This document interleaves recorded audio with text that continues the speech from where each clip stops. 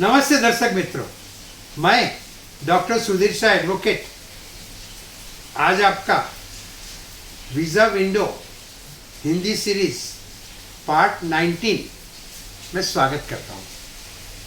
Part 18 में मैंने आपको बताया था कि अमेरिका की हार्वर्ड यूनिवर्सिटी ने ट्रम्प गवर्नमेंट ने जो कानून नया लाया है कि जो विद्यार्थी घर पे बैठ के ऑनलाइन स्टडी करते हैं वो परदेसी विद्यार्थियों को अपने देश में वापस चला जाना चाहिए। उसका जो हार्वर्ड ने चैलेंज किया है, वो चैलेंज में कई और यूनिवर्सिटी शामिल हो गई है और अभी मेरे ख्याल से 2-4 दिन में ही उन्होंने जो इंजंक्शन की, जो मनाही हुक्म की अपील की है, उसकी सुनावनी आएगी तो पता चलेगा कि हमारे जो लाखों विद्यार्थी अमेरिका में पढ़ रहे हैं वो वहाँ ठहर सकेंगे कि उनको यहाँ वापिस आ जाना चाहिए। तो तब तक के लिए मैं आपको एक और सब्जेक्ट पे ले जाता हूँ। दर्शक मित्रों, आपको पता है कि मैं करीबन 25 साल से यूएस और कनाडा के इमिग्रेशन के लिए आप सबको कानूनी जानकारी देता हूँ। और ये जो वीज़ा विंडो हिंदी सीरीज हमने शुरू की है, उसमें मैं आपको अमेरिका के वीज़ा के लिए और उसके बाद कनाडा के वीज़ा के लिए पूरी जानकारी देना चाहता हूँ, ताकि अगर आपको अमेरिका जाना है, कनाडा जाना है, कोई भी प्रकार का वीज़ा चाहिए तो आप मेरे ये एपिसोड देख के सुन के अर्जी कर सकते हैं। उसकी क्या ज़रूरत है वो जान सकते हैं। आपको किसी पे डिपेंड नहीं रहना पड़ेगा।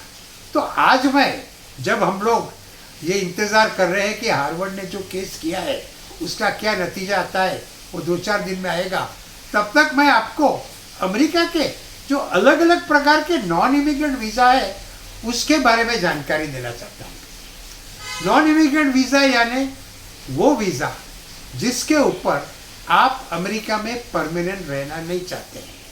ये नॉन इमिग्रेंट वीज़ा की जो डेफिनेशन है वो अमेरिका के the immigration and nationality act की कलम 101 में दी गई है। और ये जो 101 कलम के जो पेटा कलम है ABCD, उसमें हर एक प्रकार के अलग अलग नॉन इमिग्रेंट वीज़ा की व्याख्या की गई है। तो सबसे पहले आती है A1, A2, A3।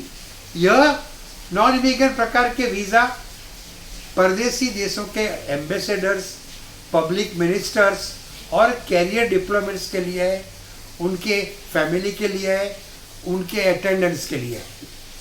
B1, B2 visa तो आपको पता ही है। B1 वीज़ा बिजनेस लोगों के लिए है, B2 वीज़ा टूरिस्टों के लिए है, C1 वीज़ा ऐसे ट्रैवलरों के लिए है जो अमेरिका में ठहरना नहीं चाहते लेकिन उनकी फ़्लाइट अमेरिका होकर जाती है, या जो शिप में सफ़र कर रहे हैं तो उनका जहाज़ अमेरिका जाके फिर कहीं जाता है, तो उनको जो ट्रैवलर रहते हैं, ट्रांजिट ट्रैवलर, उनको C1 वीज़ा लेना पड़ता है। D1 वीज़ा जो क्रू मेंबर है, आप एयरलाइंस के पायलट हैं, आप एयरलाइंस की होस्टेस हैं और आप अमेरिका प्लेन में जाते हैं, वहाँ 2 दिन ठहर के वापस इंडिया आएंगे, तो आपको वहाँ जो ठहरना पड़ता है, जो सेलर्स होते हैं जो शिप में जाते हैं, तो उनके लिए जो वहाँ सिर्फ अपने काम के बहाने से जाते हैं, उनके लिए D1 वीज़ा है। E1 वीज़ा अमेरिका ने जो देश के साथ ट्रीटी की है उनके लिए है, treaty traders. E2 visa treaty investors. आजकल ये E2 वीज़ा का बड़ी जोर शोर से प्रचार हो रहा है। कई देश ऐसा कहते हैं कि हमारे देश में आप इतना पैसा इन्वेस्ट करो, इतनी प्रॉपर्टी खरीदो, तो आपको हमारे देश की सिटीजनशिप इमीडिएटली 15 दिन, 1 महीने में मिल जाएगी और फिर हमारे देश के आप सिटीज़न है, इसके लिए आप अमेरिका में बिजनेस करने जा सकेंगे, वो E2 वीज़ा पे जा सकते हैं। तो जिस देशों की साथ अमेरिका ने ट्रीटी की है, उस देश के नागरिक अगर बिजनेस करने को चाहते हैं तो अमेरिका में E2 वीज़ा के ऊपर जा सकते हैं। लेकिन मैं आपसे ये कहना चाहता हूँ कि ये E2 वीज़ा आपने आज समझो कि कोई देश में इन्वेस्टमेंट किया और फिर 15 दिन 1 महीने में आपको उसकी सिटीजनशिप मिल गई और फिर आप E2 वीज़ा अप्लाई करेंगे कि मुझे अभी अमेरिका जाने दो, मैं वहाँ बिजनेस करना चाहता हूँ, तो शायद आपको मिलने में तकलीफ होगी, शायद आपको E2 वीज़ा नहीं दिया जाएगा, क्योंकि वो लोग ऐसा कहेंगे कि आपने ये एक चाल चली है, आपने ये देश की नागरिकता पैसों दे के ली है, आप वहाँ के सचमुच में बर्थ के नागरिक नहीं है। तो E2 वीज़ा के लिए बहुत चौकन्ना रहना। फिर आता है F1 वीज़ा, जिसके बारे में हमने बहुत सी चर्चा की है, बहुत सी जानकारी दी है। और F1 वीज़ा के जो डिपेंडेंट है वो उनके लिए F2 वीज़ा होता है। फिर G1 वीज़ा है ना, वो designated principal resident representative of foreign government, यानी समझो कि हमारी भारतीय सरकार के कोई ऑफिस वहाँ है, कोई कार्य चल रहा है और अपने कर्मचारी को वहाँ भेजना चाहते हैं, तो उनको G1 वीज़ा चाहिए, उनके लिए G1 वीज़ा है।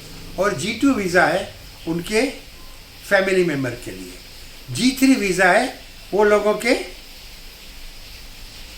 इंटरनेशनल ऑर्गेनाइजेशन के लिए। G4 है वो इंटरनेशनल ऑर्गेनाइजेशन के कर्मचारियों के लिए।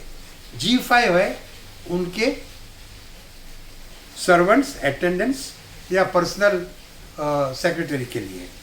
फिर आता है नाटो 1, 2, 3, 4, 5, 6, 7। ये जो नाटो देश के जो मेंबर्स होते हैं उनके लिए ये सब नाटो 1 to 7 वीज़ा है।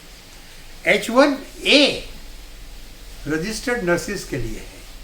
अगर आप नर्स हैं और आप अमेरिका में काम करना चाहती है, अगर वहाँ की कोई हॉस्पिटल आपको बुलाती है, आपके लिए पिटीशन दाखिल करती है, तो आप H1 वीज़ा के ऊपर नर्स होने से अमेरिका में काम करने जा सकती है। H1B वीज़ा तो आप सबको मालूम है, स्पेशलिटी ऑक्यूपेशन वर्क वीज़ा।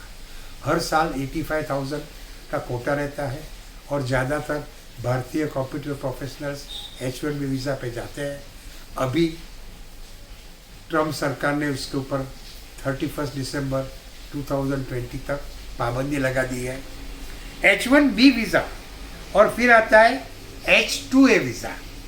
वो टेम्पररी वर्कर्स जो होते हैं, जो खेतीबाड़ी के काम करते हैं, उनके लिए है।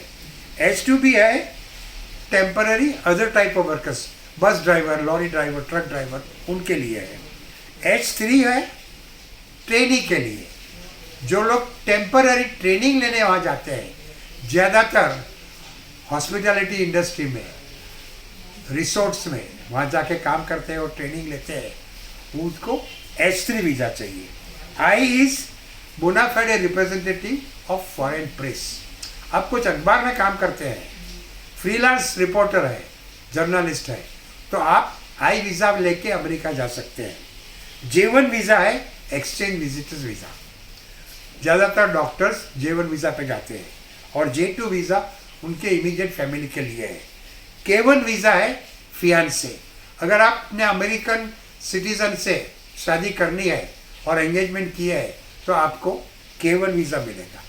K2 अगर आपके कोई बच्चे हैं तो उनको मिलेगा। और K3 वीज़ा है अगर आपके लिए इमिग्रेंट वीज़ा का पिटीशन सिटीजन ने फाइल किया है शादी के कारण और वो पेंडिंग है और उसको कुछ ज़्यादा समय लगे ऐसा लगता है, तो आप K3 वीज़ा लेके भी अमेरिका जा सकते हैं। L1 is intra company transferee visa. L2 उनके फैमिली मेम्बरों के लिए। M1 वोकेशनल स्टडीज़ के लिए। M2 जो वोकेशनल स्टडीज़ के जाते हैं उनके फैमिली के लिए। O1 is for persons with extraordinary calibre. O2 उनके फैमिली मेम्बर के लिए। P1 is for athletes and entertainers, जिसमें P3 वीज़ा ड्रामेटिस्टों के लिए रहता है। P2 entertainers performing this. P3 artist यानी ड्रामेटिस्ट। P4 उनके family members. Q1 visa exchange visitor. Q2 उनके फैमिली के लिए।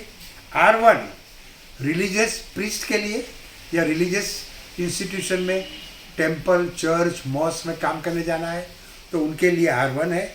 R2 उनके फैमिली के लिए है। एस वीज़ा जो कुछ क्रिमिनल ऑर्गेनाइजेशन के बारे में इम्पोर्टेंट इंफॉर्मेशन देने जाने वाले हैं विटनेस की तरफ से, तो उनके लिए एस है। टी ट्रैफिकिंग विक्टिम्स, जो ट्रैफिक के विक्टिम्स हैं उनके लिए है, साल के ये 5,000 की संख्या में दिए जाते हैं। यू क्राइम विक्टिम्स, जो डोमेस्टिक वायलेंस या ऐसे कुछ क्राइम के विक्टिम्स हैं उनके लिए यू वीज़ा है, साल में उसकी कोटा की संख्या 10,000 है। तो ऐसे अलग अलग ए से यू तक नॉन इमिग्रेंट वीज़ा है। अब ये अलग अलग वीज़ा आप कैसे मिल सकते हैं, उनके लिए क्या लायकात है, क्या करना चाहिए, यहाँ अर्जी करनी है या अमेरिका में अर्जी करनी है, ये सब मैं आपको एक के बाद एक करके बताऊंगा। लेकिन अभी हम लोग लेट अस वेट कि ये हार्वर्ड ने जो केस किया है उसका क्या नतीजा आता है। तब तक के लिए आप यूएस और कनाडा के इमिग्रेशन के लिए कोई भी प्रकार का टेंशन मत लेना। मैं हूं ना। नमस्ते, जय हिंद।